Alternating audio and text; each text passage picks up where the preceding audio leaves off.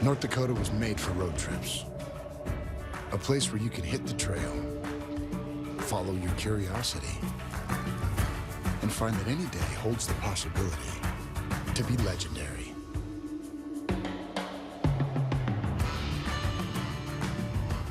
Plan your visit at NorthDakotaLegendary.com. This spring at Chicago Shakespeare, no challenge can match the power of a determined woman in All's Well That Ends Well. The Bard's rarely seen dark comedy plays in one of the best spaces for Shakespeare in the world. Now through May 29th. Tickets at chicagoshakes.com. The Patrick and Shirley Ryan Grant for Creativity, Innovation, and Entrepreneurship makes possible stories that enrich lives and inspire our communities.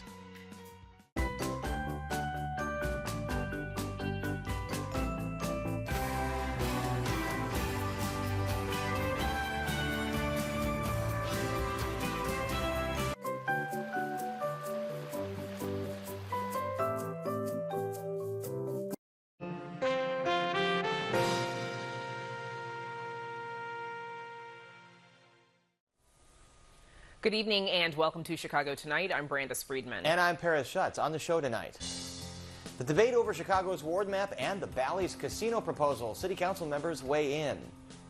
One-on-one with former U.S. Secretary of Defense Chuck Hagel on the ongoing war in Ukraine. I know the families all across America are hurting because of inflation. More families are needing help finding food as inflation reaches a record high. We hear from the head of the Chicago Food Depository. Everyone said it's kind of become the norm now. Following a rise in stress, anxiety, and suicide, Chicago Public Schools launches a new mental health initiative. Two city colleges of Chicago valedictorians talk about earning their degrees during a pandemic. Live music is the best way to hear music. And we introduce you to the Chicago Symphony Orchestra's composer in residence. But first, some of today's top stories. President Joe Biden is declaring inflation as his #1 domestic priority. My plan is to lower everyday costs for hardworking Americans, and lower the deficit by asking large corporations and the wealthiest Americans to not engage in price gouging and to pay their fair share in taxes. Part of this plan includes releasing 1 million barrels of oil per day from the Strategic Petroleum Reserve for the next 6 months, which he says will address the price hike at the pump. Also planned, fixing the Affordable Care Act's, quote, family glitch, which Biden says has made it hard for families to use the premium tax credit to purchase an affordable, high-quality marketplace plan. And President Biden is set to visit Chicago tomorrow. We'll have more coverage on his trip on tomorrow night's program. The state's highest court will soon have its first black woman justice. The Illinois Supreme Court announces 4th District Appellate Court Judge Lisa Holder White will fill Justice Rita Garman's seat after she retires this summer. White says in a statement, quote, "My service to the judiciary for the past 21 years has helped prepare me for this historic moment. I look forward to the privilege of resolving matters my fellow citizens bring before the court." Her term begins in July and runs through 2024. And Holder White is scheduled to join us on Chicago Tonight Black Voices this Saturday at 6:30. As concerns over gun violence grow, the University of Chicago Crime Lab is launching 2 new academies meant to train the next generation of policing and community violence intervention leaders. Illinois' richest man, Citadel founder and CEO Ken Griffin, is donating $25 million in seed funding, plus another $2.5 million donation is coming from Michael Sachs, CEO of GCM Grosvenor, in order to help launch the initiative. In a statement, Griffin says, quote, "It is time to bring the data-driven revolution to public safety. Leveraging these insights, the Community Safety Leadership Academies will bring together the best minds from policing, violence intervention, and research to strengthen the way we invest in community safety in cities across the nation." Up next, a tentative deal in place on Chicago's new ward map. Stay with us. Chicago Tonight is made possible in part by Alexandra and John Nichols, the Jim and Kay Mabey family, the Polk Brothers Foundation, and the support of these donors.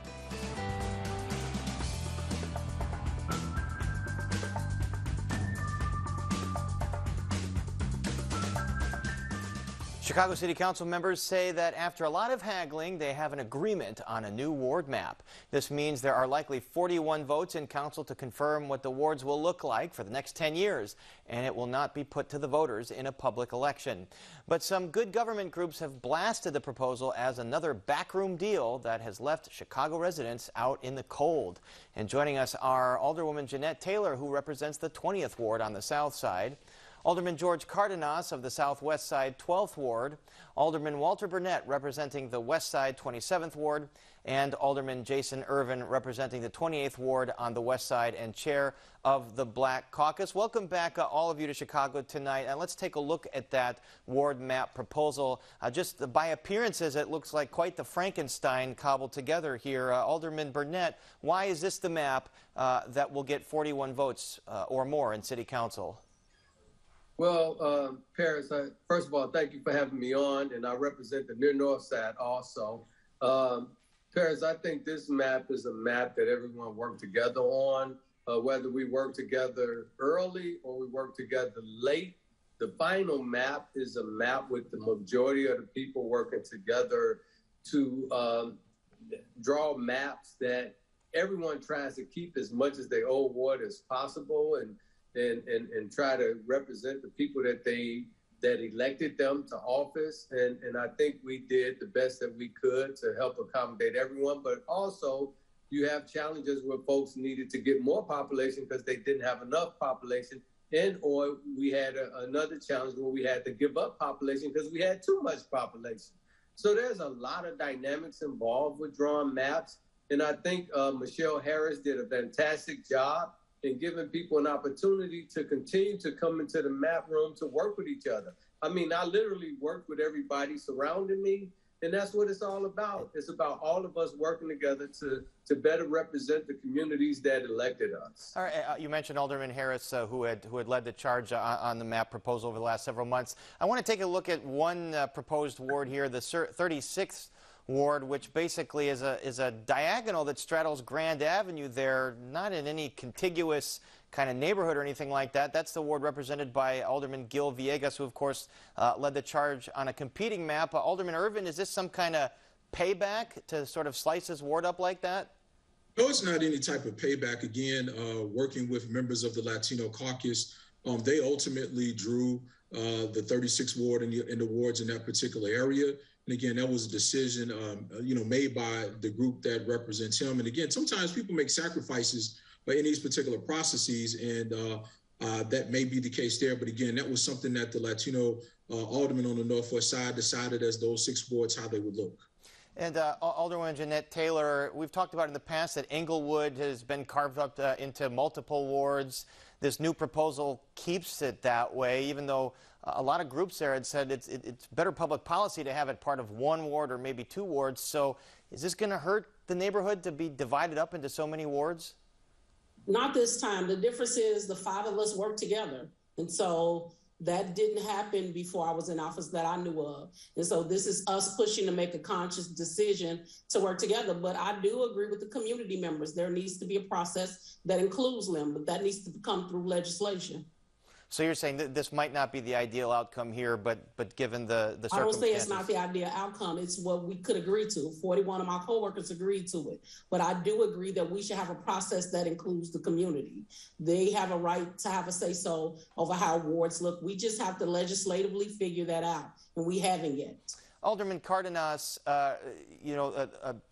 Villegas led the charge for the Latino caucus, saying that there should be at least 1 more ward with Latino majority population, given the gains in the Latino population. This proposal does not reflect that. So is this not hewing to some of the gains that Latinos have made in Chicago?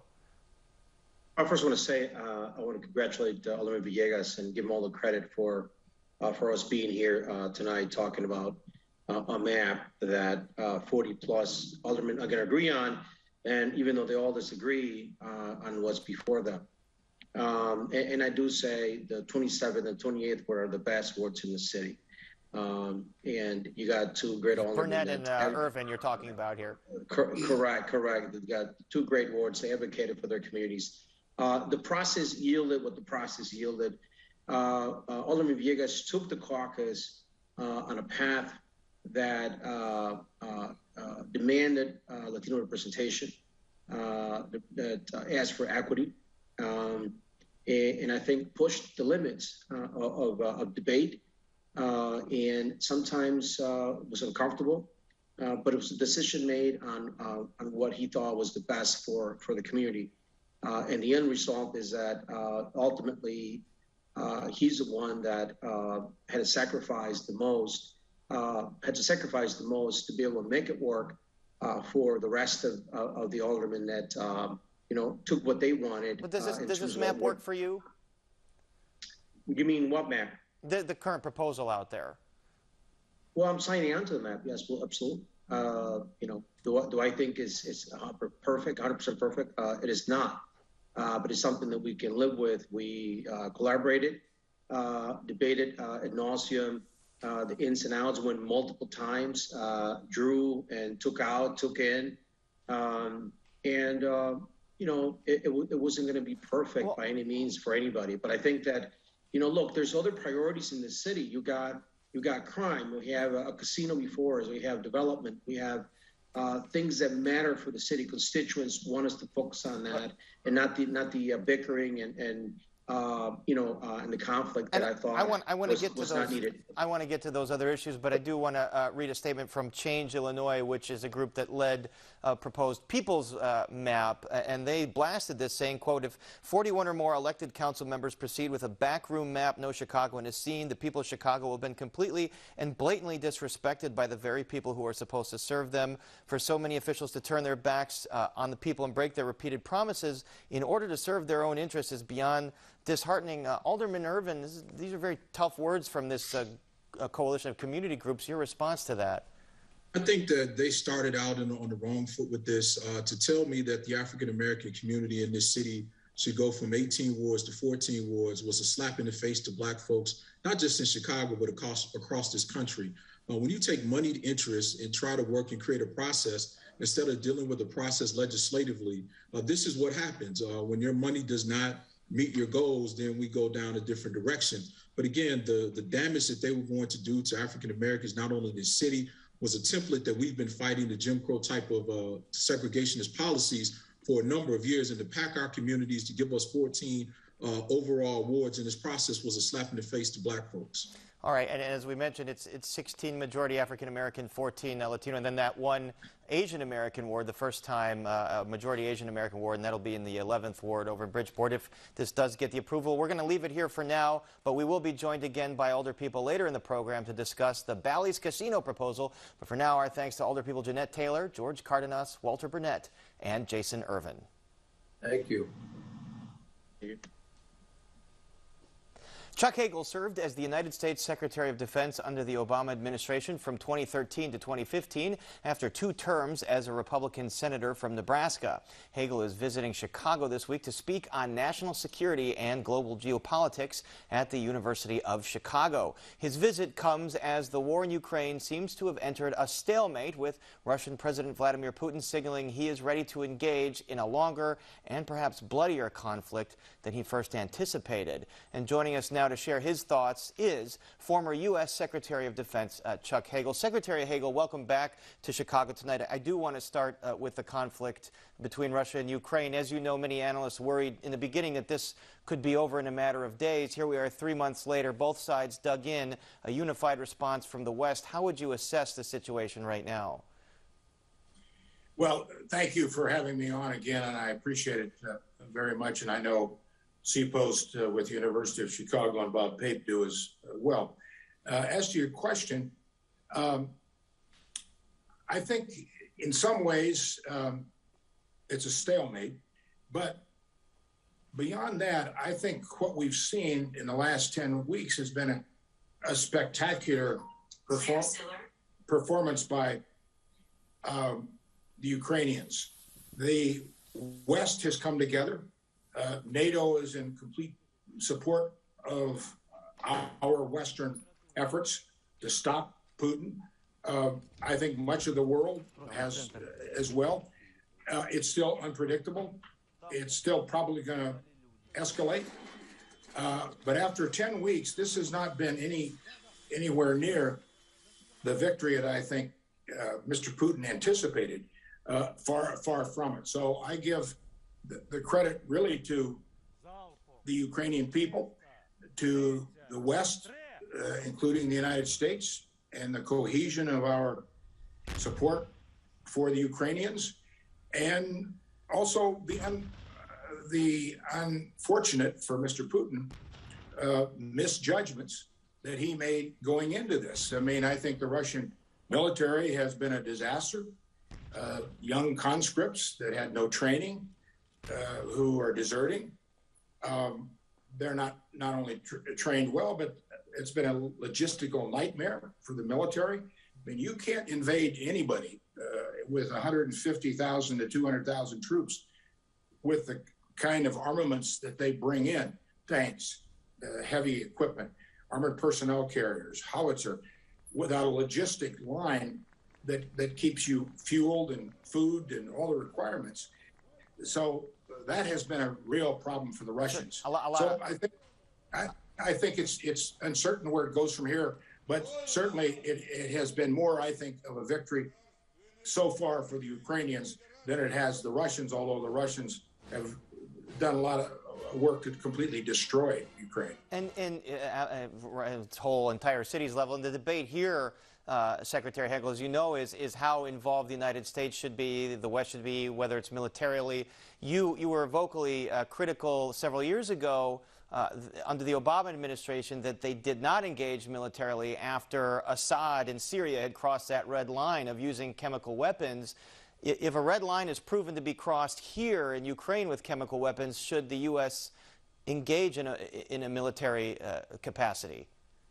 Well, we all are already engaged in a military capacity. We're providing the armaments that allow the Ukrainians to kill Russians. So in many ways, we are at war with Russia. We don't have American soldiers killing Russian soldiers, but we're strangling their economy. So, I mean, that's the reality.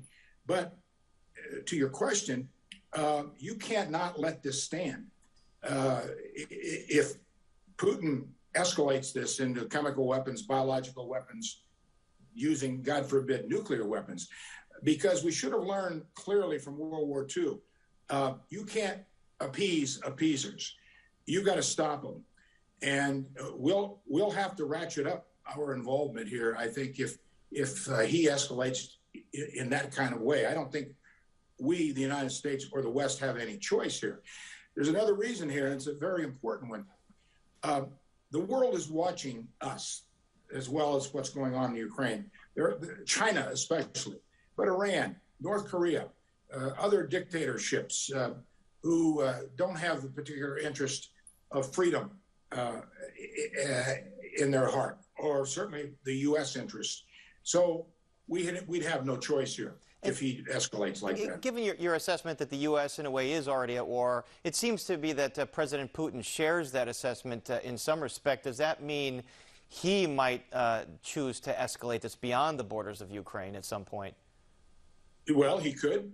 I mean, that's the unpredictable nature of Putin. I know him. I've dealt with him. I mean, let's start from the beginning here. He's a KGB man. He has been shaped by his training in the KGB and formed, modeled. Everything he does and says is the KGB model: disinformation, misinformation, lies, deceit.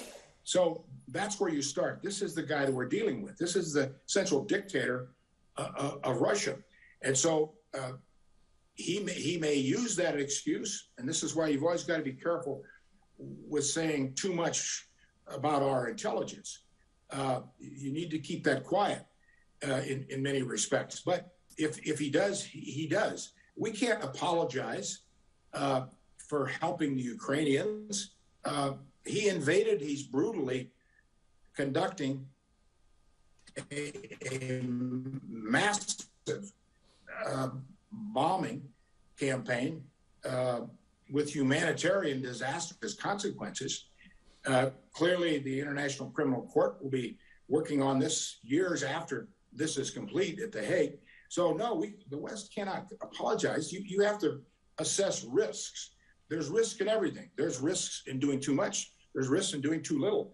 But something like what you just asked me about, then you have to make a clear determination on what you're going to do. And clearly a lot of evidence to sort through of possible war crimes here. I want to move to domestic politics. A lot written lately about the state of American democracy. January 6th, former President Trump, who we now know attempted multiple ways to hang on to power, even though he lost an election. How perilous do you believe the state of democracy here is at home? Well, I don't want to exaggerate our situation where our nation is polarized, it's politically divided, and I think in many ways dangerously so. We have, every poll shows it, America has lost some significant trust and confidence in our major institutions, not just government institutions and leaders, but every institution. And when a free society does that, has that situation, then it's in some trouble. Obviously, politically, in my lifetime, I've never seen us so deeply divided. And that's the threat. Because if you can't trust elections, if the American people won't believe either side, and they think elections, for example, are fraudulent, like former President Trump and his supporters keep saying 2020 was stolen. And that's just nonsense because there's no facts. And when you bypass facts and you disregard facts, then you're in trouble. So I think that represents a very serious challenge to the future of our country, the future of our democracy. And if that deteriorates and continue to deteriorate, then there's only one alternative, and that's authoritarianism. Let one person decide everything, because that one person is smarter than everybody else, and he knows what's right and what's wrong. Facts don't matter. So yes, I think it's damn dangerous. And I might say that what C-Post is doing at the University of Chicago is very critical to this, because that C-Post effort over the years, Chicago Project on security and threats, really cuts into this political threat as well. So University of Chicago should be very proud of what C-Post and Professor Bob Pape is doing. Right, you're mentioning C-Post, which is the program at the University of Chicago that has studied terrorism and studied January 6th. All right, our thanks to Secretary Chuck Hagel. Thank you for your insights. Thank you very much. And Secretary Hagel will be talking foreign policy at the University of Chicago tomorrow. The event is open to the public, but social distancing will apply.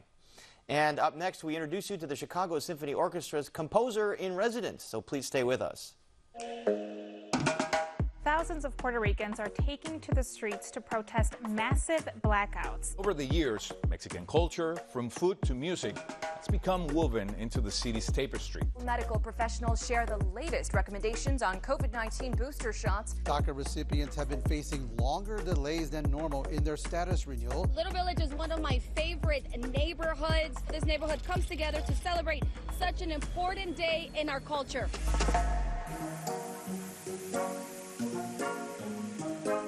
While her residency at the Chicago Symphony Orchestra is coming to an end, a New York-based composer hopes her influence on contemporary classical music will be long-lasting. Arts correspondent Angel Edo introduces us to the composer in residence for the CSO. Since she was 4 years old, Jessie Montgomery has always found music to bring her solace. Music has always been, for me, a way out or a way through for my whole life. Music is a place where you can let your thoughts just go. You're there to just be quiet and listen and be in the space of the sound and let it wash over you. And it can be very therapeutic and very stimulating. By age 11, Montgomery had composed her first piece. Everything that she's learned since then is what led her to the CSO, where she currently serves as the Mead Composer in Residence, a role she took on last fall. It is an incredible opportunity right now to be a part of this community and to bring my experience as a musician, as a violinist, as a composer, as an advocate for diversity in classical music. Some of Montgomery's pieces include Strum, Hymn for Everyone, and Overture. It's because of her work as a violinist in other orchestras that she learned how to compose for other instruments. In order to learn how to write for the symphony, I basically had to study scores by composers that I loved, and also just kind of recalling and remembering what it feels like to sit inside of an orchestra and to hear which sounds are coming from where. Overture, that's going to be performed on May 23rd, is unique in that the whole orchestra is in unison, meaning they're playing the same rhythm the entire time. Essentially, it's the whole orchestra kind of breathing this one sort of rhythmic gesture together with the extremities of the string orchestra. We're covering a lot of space, sonic space in between within the orchestra. So that's, again, another thing that I was playing with in terms of orchestration, like what are the, how can I get the most resonance out of this ensemble. Montgomery's works have also been played by the next generation of contemporary classical musicians, students with the Chicago Musical Pathways Initiative.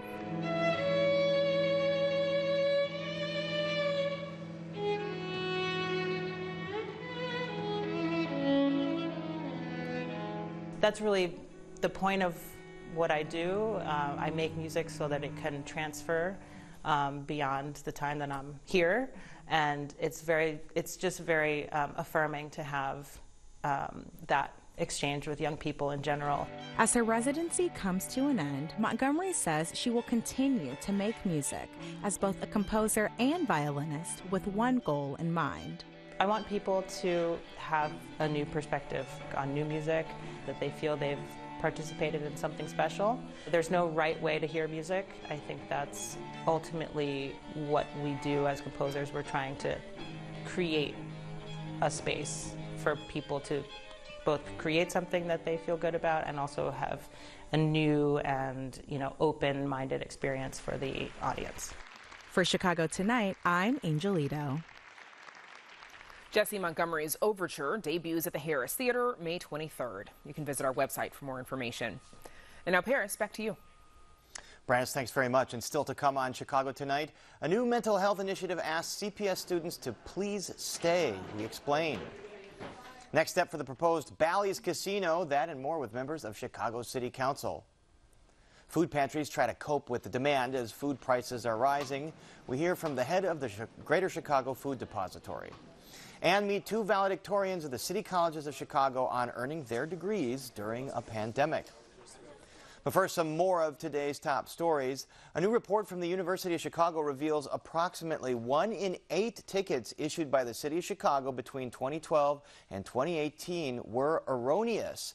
From the nearly 3.6 million parking tickets issued between August 2012 and May 2018, 13.2% of those were issued in error, where complying depends on time, weather, and location restrictions.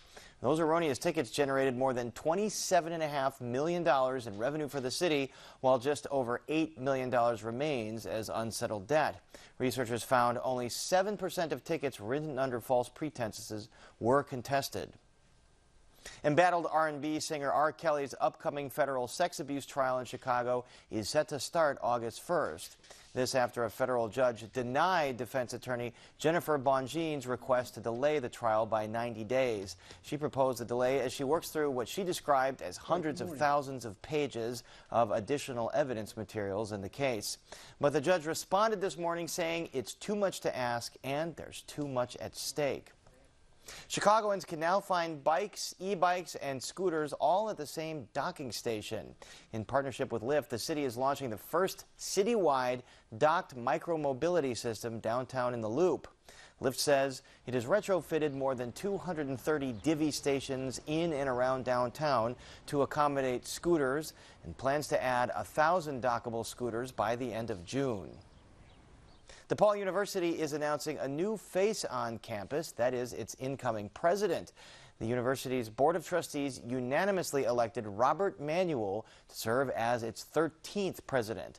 Manuel is currently the president of the University of Indianapolis, where he has worked since 2012.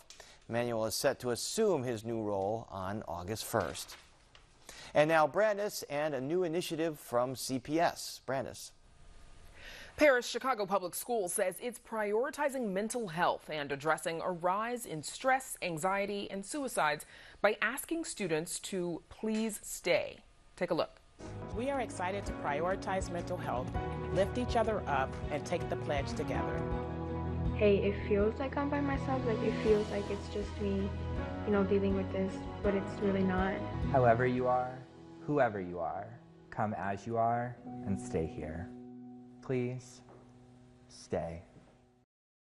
WTTW News reporter Matt Masterson joins us now with more details about this new initiative. Matt, first, what is the Please Stay initiative and what does it require of students, staff in the district?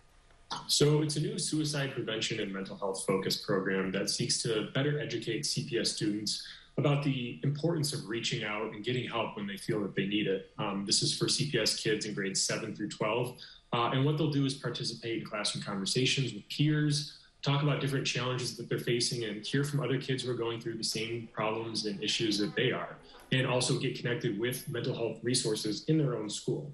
On top of that, the kids are also asked to take a pledge that they will reach out and get help and support if they feel like they're struggling. And why implement the program now?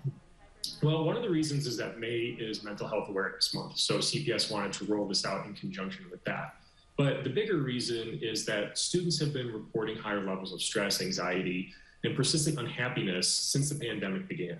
This isn't just in Chicago, this is all across the country. But I spoke with a CPS principal this week who told me that she could see in her kids that after they came back from remote learning, they were just not the same. They weren't acting the same, they were acting differently. And there's data that shows that levels of depression and suicidal thoughts in teens across the country to back that up. They're all on the rise. So CPS feels that they need to act as quickly as possible to address those issues, and they believe that this Please Stay program can help do that. And when will the district roll out this program? So CPS has already started giving out materials and resources to individual schools, and the actual implementation of all of this is going to take place over the last few weeks of this school year. CPS says that they're the first school district in the country to actually engage in this initiative, and they want to roll this out this year, but extend it into further years as well. Mental health, certainly something to pay a lot of attention to. Matt Masterson, thanks so much for joining us. Thanks, Brandis. And you can read Matt's full story on our website. It's all at WTTW.com/news. And now back to Paris with a few members of City Council. Paris. Thanks, Brandis.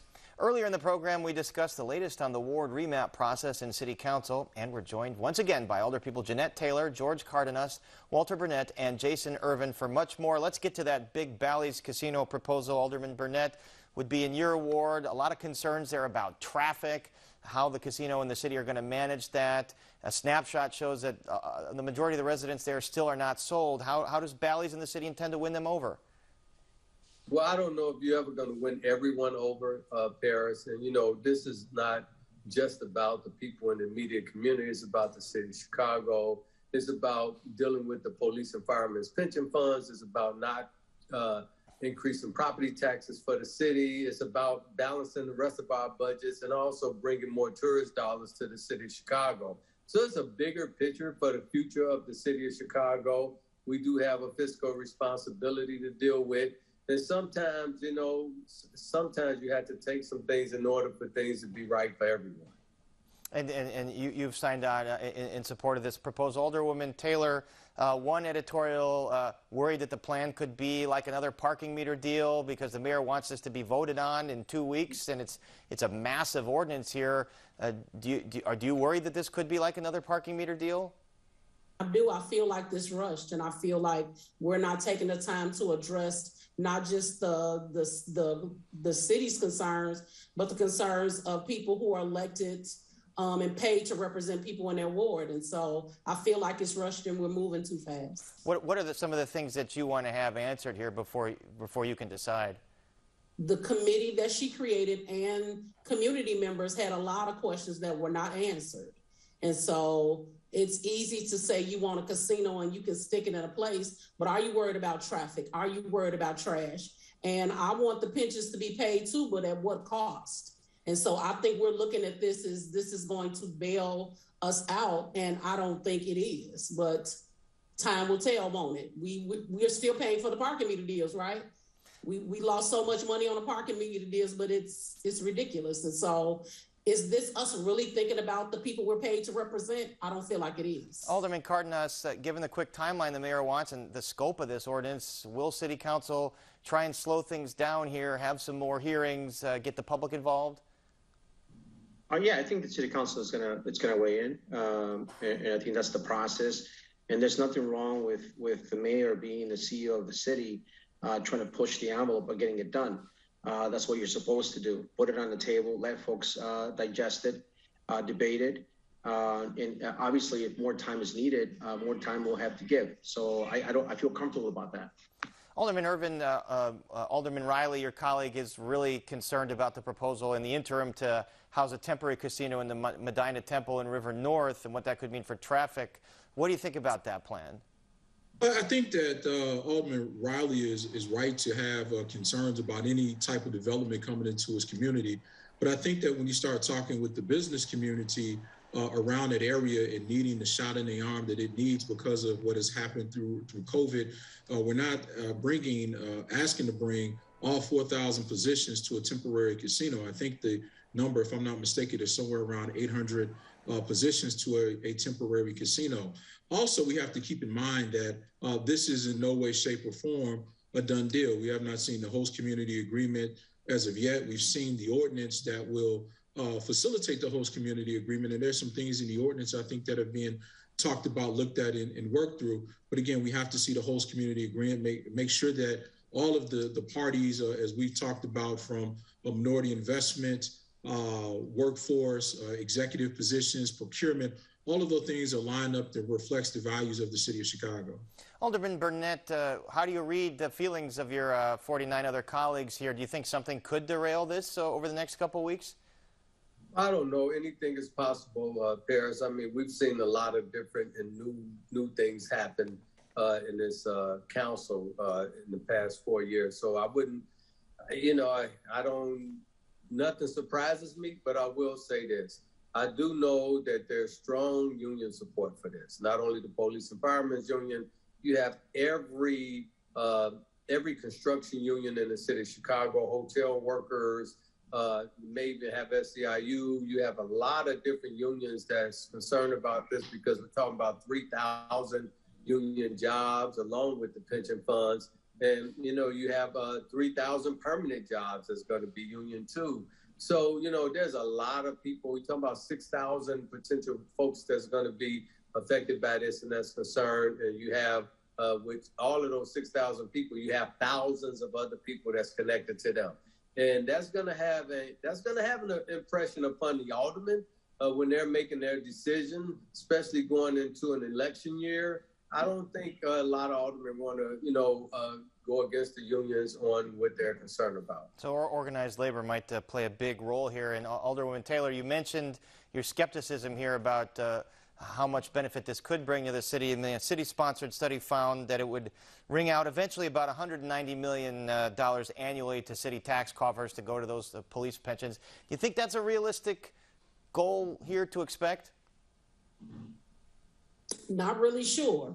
There's not a lot of information about this. And honestly, we're looking at Indiana. Indiana doesn't compare to the city of Chicago. And so I'm hoping that it would bring in more, but I want us to have a conversation with our community and not to it. This should not be implemented on us. We should have some real conversations about every piece and everything that is connected to the casino. And that's what I'm hoping that my coworkers will do. All right, Alderman Cardenas, I want to shift gears to violence for a second. Shootings are down about a quarter this year over last year, but it's warm now. Summer's here. It gets everyone a little worried about the summer. How worried are you about a safety plan in place and keeping neighborhoods safe? Look, I think we've been through the worst of the pandemic. Nobody expected this. This is nationwide. The city of Chicago is no different, and I think that we just have to have a plan. and get folks more involved at the community level. And I know it'll be Walter's responsibility, at least partial, to make sure that there's a security plan in place to deal with the aftermath. It's a casino. It's a big proposal. It's a lot to bite. We're going to get done with redistricting next Wednesday. We'll jump to the casino. There's a lot to do for the city council. But, you know, we're big boys, and we're going to be able, and big girls, we're going to be able to do it. This casino will pass. Casino by Bally's, a publicly traded company that has obviously the wherewithal to finance and also through bonds and their own financial mechanism to make sure that this casino is done the proper way and something that Chicagoans can be proud of. And so I like that. I like that very much, and the fact that it's a publicly traded company that is coming into Chicago, putting all his weight behind it. All right, certainly a lot on all of your plates over the next few weeks, a lot to watch for. And our thanks to alderpeople Jeanette Taylor, George Cardenas, Walter Burnett, and Jason Irvin. Thank you again. Thank you for having us. And up next, the impact of inflation on food insecurity. But first, we take a look at the weather.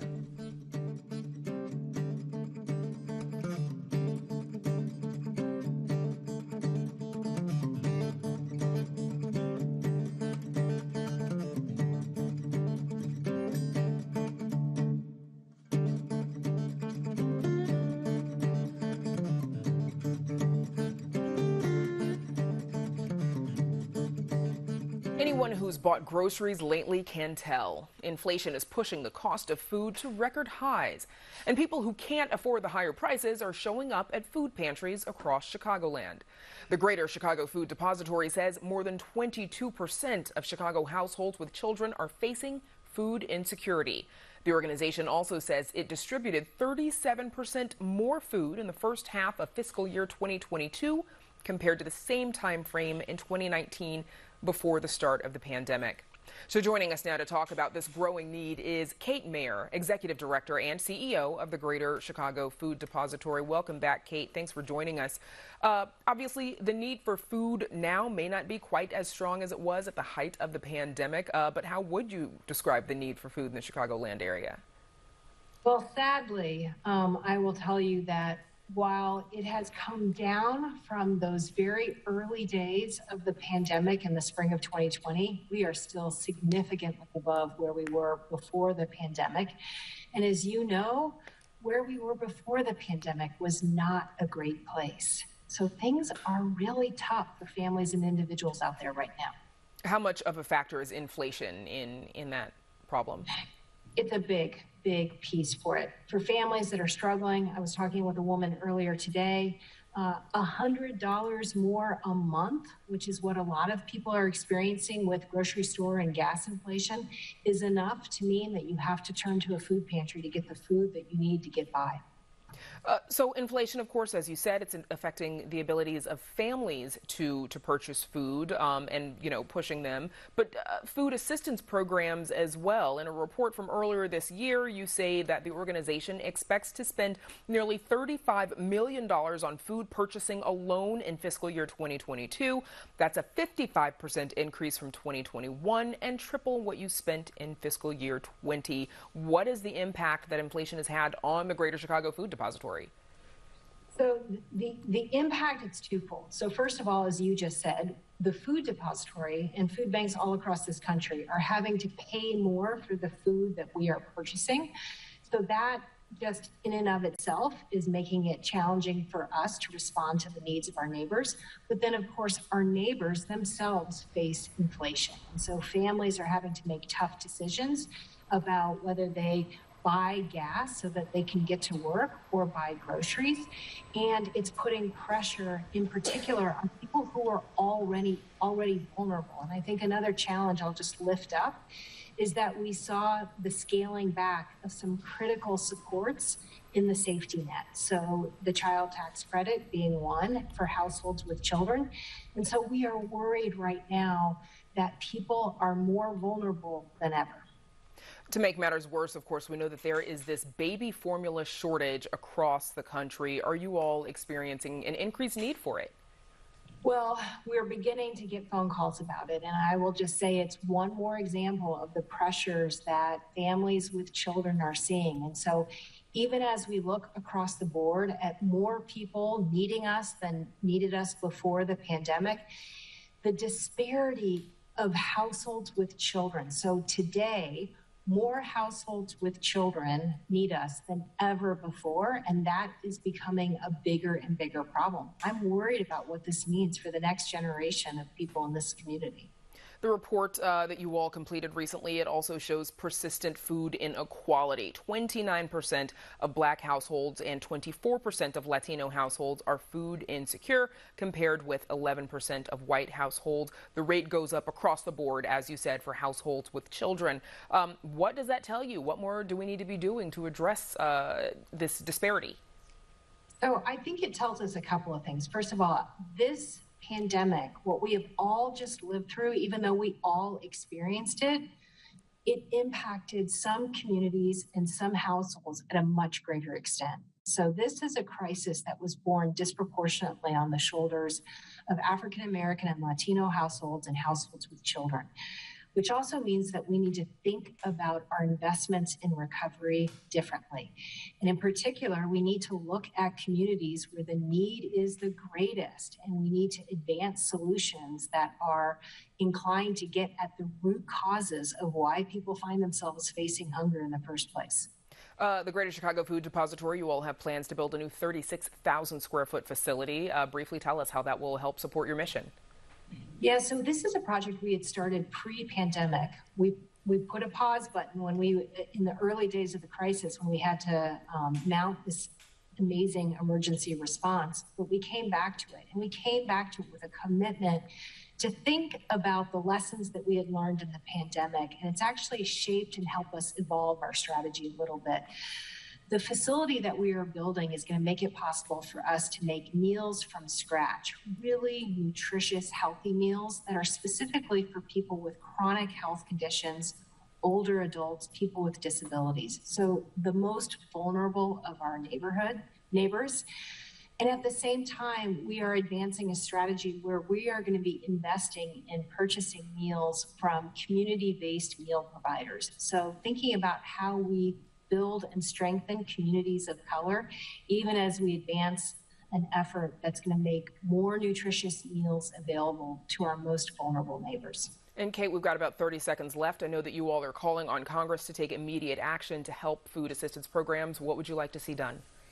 I would like to see a bill that strengthens the federal nutrition safety net. There are still too many families that are struggling to get food on the table, and in the greatest country in the world, it doesn't have to be so. Okay, that's where we'll have to leave it. Kate Mayer at the Greater Chicago Food Depository, thanks so much for joining us. Thank you. Up next, meet two valedictorians from the City Colleges of Chicago in a conversation that first aired on Chicago Tonight, Latino Voices. Stay with us.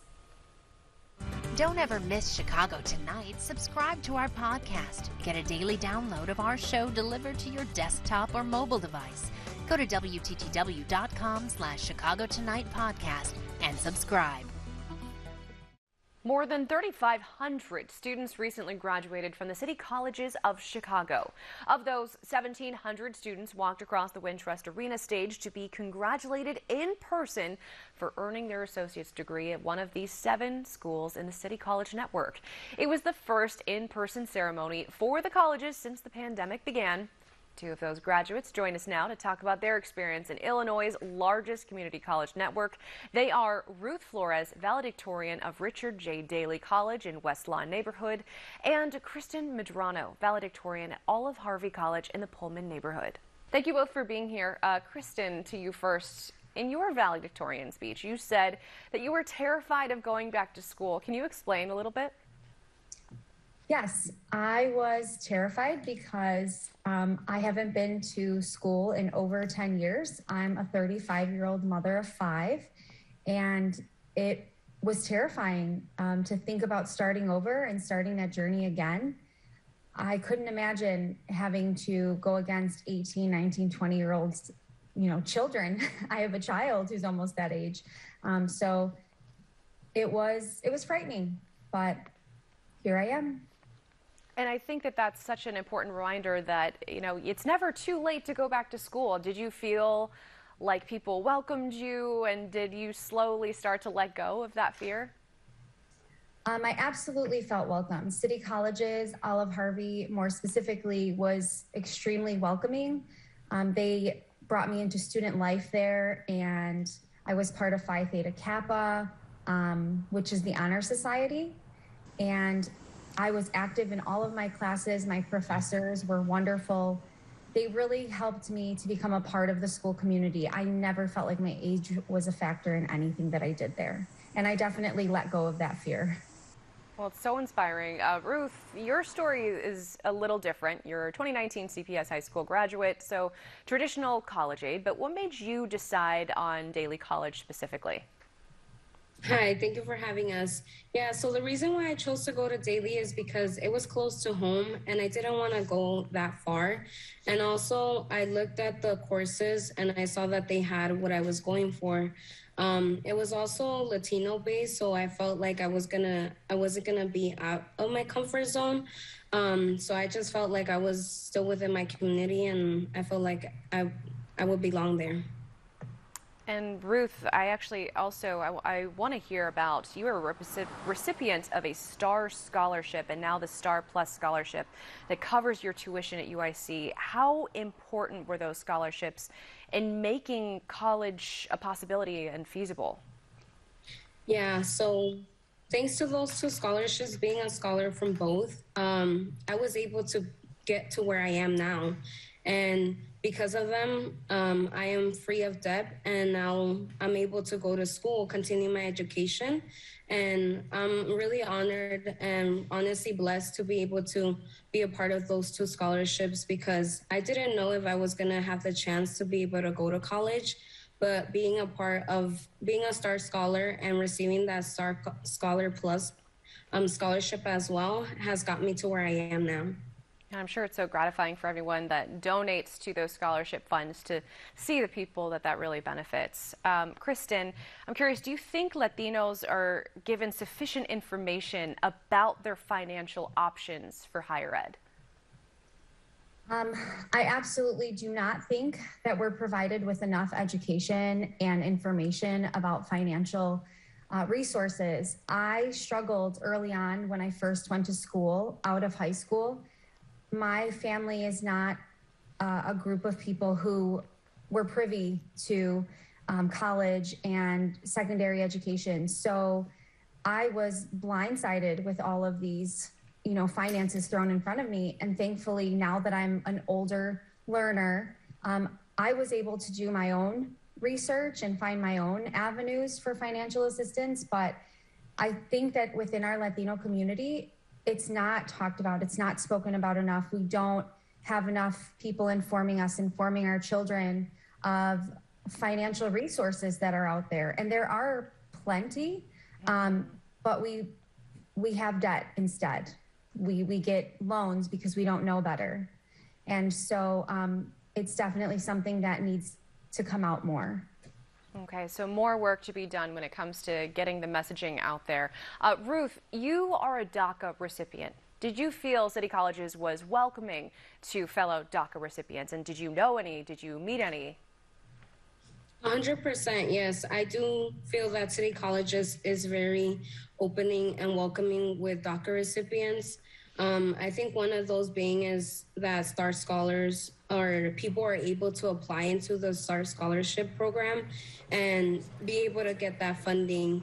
And I also think that City Colleges gives us that chance to be able to continue our education, because there's a lot of resources given to Latino students. And I feel like they really welcome us as a person, but more care of us for our education so that we can be the future of in a couple of years, because they want us to exceed and be professionals. Okay, now I want to ask you both a question. We're going to go to Kristen first. When it comes to advice for other Latinas, maybe Latinos as well, as a whole, that are considering City Colleges, what is your advice, Kristen? I would say to do it. Sign up, go forward. They are welcoming to people of all ages, whatever your educational interests are. They have degrees, but also certificates. City Colleges has so many avenues for a future, for a successful future, to set you up to be ready to go back out into the workforce or to continue your educational journey. So my advice would be, if you're thinking about it, then definitely take that step and move forward with it, because you won't be disappointed that you did. And you are a prime example of, having that hesitation and then going forward with it, and look where you are now. Ruth, what is your advice to anyone who's considering it? Yeah, so along with Kristen, I agree. Definitely do it, because it is possible. And city colleges, it's not just one school, but 7 different campuses that all offer different majors, career fields, certificates. Even if you're not looking for something major, you could do a basic program or something like that, and it'll get you somewhere. And even if you get after that basic certificate, you could go along and study more and really exceed and learn about yourself. Well, I don't want to cut you off, but I just want to say our thanks to Ruth Flores and Kristen Medrano. Congratulations to both of you. Thank you. Thank you. Back to wrap things up right after this. Chicago Tonight is made possible in part by Alexandra and John Nichols, the Jim and Kay Mabey family, the Polk Brothers Foundation, and the support of these donors.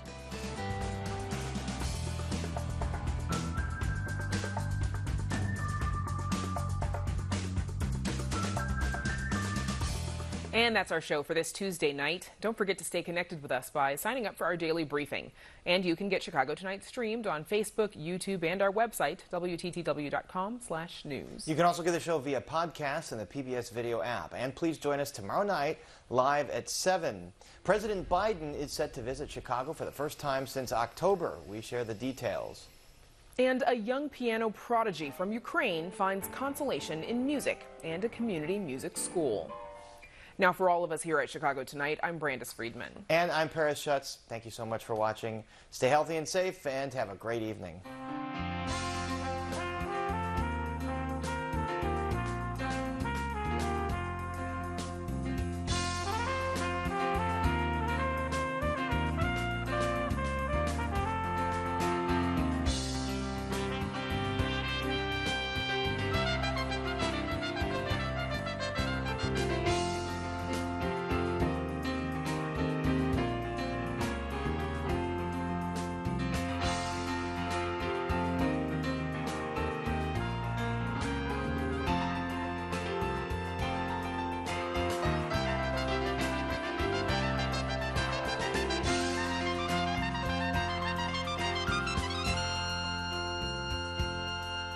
Closed captioning is made possible by Robert A. Clifford and Clifford Law Offices, a proud sponsor of diversity, equity, and inclusion-focused free continuing legal education for lawyers throughout the region.